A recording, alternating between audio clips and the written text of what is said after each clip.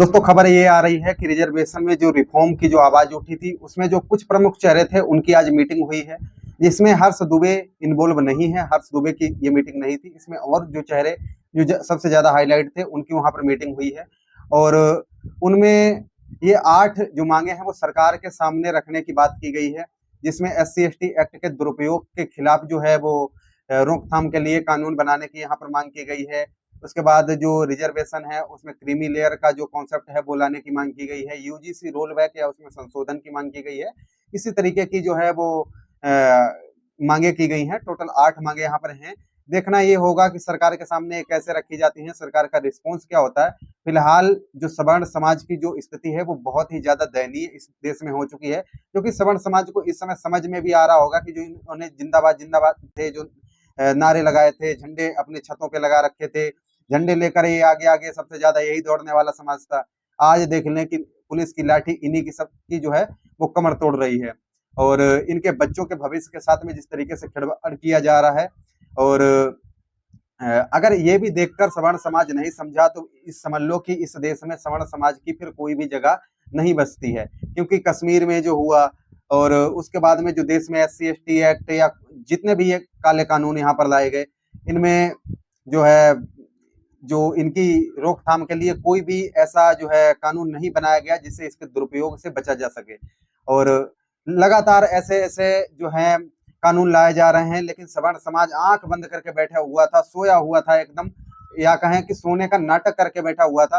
हालांकि बहुत से सवर्ण समाज के लोग इस समय जाग गए हैं और वो एक सही डिसीजन लेंगे इलेक्शन में भी, और जो है अपने जो निर्णय रहेंगे उनमें भी, चाहे वो इलेक्शन हो। अगर यूजीसी रोल बैक नहीं होता, SC/ST के दुरुपयोग के खिलाफ जो है वो एक स्ट्रॉन्ग कानून नहीं बनता है, या फिर रिजर्वेशन में जो है आर्थिक आधार पर या फिर क्रीमी लेयर जो सिस्टम है वो नहीं आता है, तो फिर सवर्णों को क्या करना चाहिए ये उन्हें अच्छे तरीके से पता है।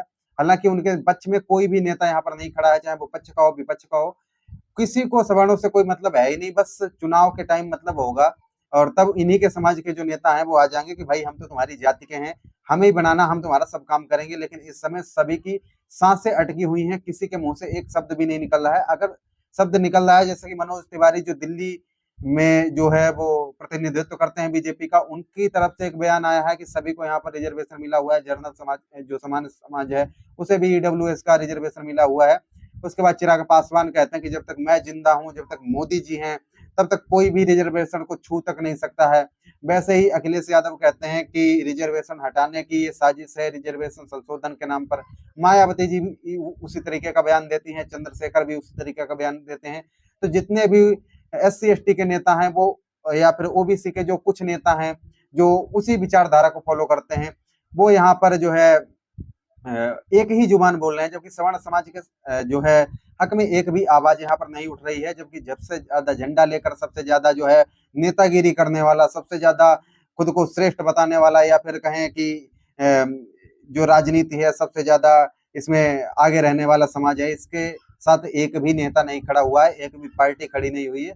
ये देखकर बहुत ही ज्यादा शर्म आती है, अफसोस होता है कि इतनी ज्यादा रैलियों में झंडा और नारा लगाने के बाद भी सवर्ण समाज की इतनी दयनीय स्थिति देखकर सच में बहुत ज्यादा दुख होता है कि भाई, और इन्हीं के नेता भी कुछ दिन के बाद 2027 में यूपी में चुनाव है, अभी आ जाएंगे और यही समाज है सब कुछ भूलकर फिर से उनके साथ में बोलेगा कि ये हमारी जाति के नेता हैं, ये पांडे जी हैं, ये दुबे जी हैं, ये शुक्ला जी हैं, ये ठाकुर जी हैं, या फिर ये गुप्ता जी हैं, अग्रवाल जी हैं। इस टाइप से जितने भी लोग हैं, ये जाट हैं या फिर ये भूमिहार हैं, इस तरीके से सब लोग फिर से अपने अपनी जाति के नेता को पकड़ लेंगे। जबकि इस समय कोई भी आवाज सवर्णों के जो है समर्थन में नहीं उठ रही है।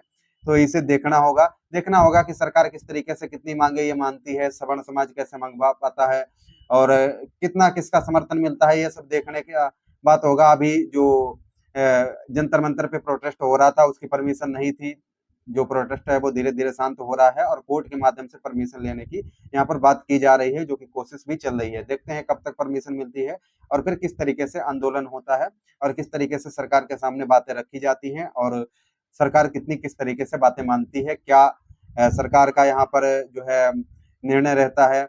तो ये सब देखने वाला होगा। वीडियो अच्छा लगा हो तो लाइक कर दीजिए, चैनल पर पहली बार आए हैं तो चैनल को सब्सक्राइब करके बेल आइकन को भी प्रेस कर दीजिए और नई अपडेट आपको यहाँ पर मिलती रहेंगी। मिलते हैं नेक्स्ट वीडियो में, तब तक के लिए जय हिंद।